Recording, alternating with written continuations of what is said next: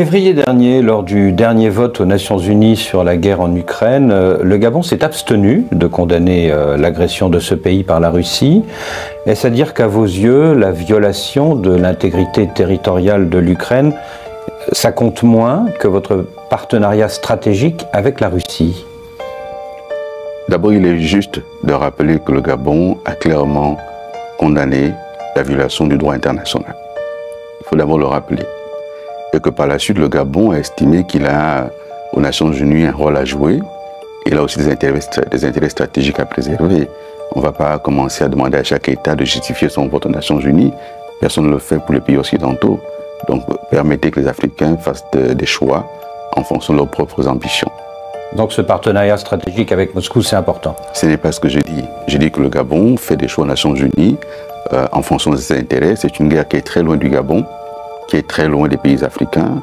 Et nous sommes toujours étonnés qu'on nous demande de nous justifier sur les choix que nous faisons. Personne ne demande cela à d'autres pays, notamment aux Occidentaux.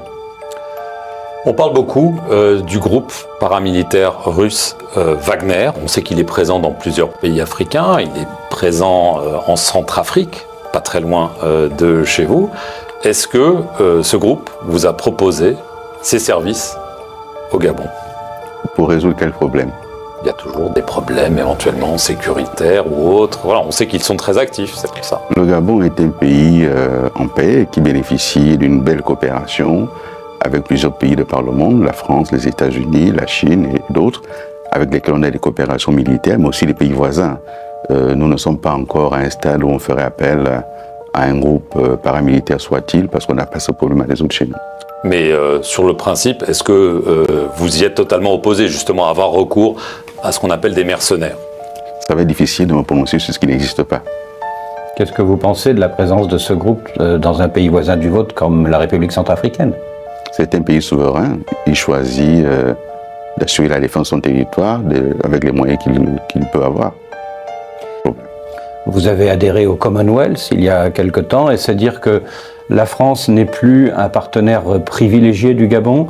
Cette époque est terminée aujourd'hui? La France restera toujours un partenaire essentiel et important pour le Gabon. Mais la France ne peut plus être le seul partenaire du Gabon. Le Gabon n'est pas le seul partenaire de la France non plus. Nous sommes dans des contextes où nous devons évoluer et assumer nos choix. La France assume pleinement son partenariat avec la Chine, avec la Russie, avec les États-Unis, avec l'Australie.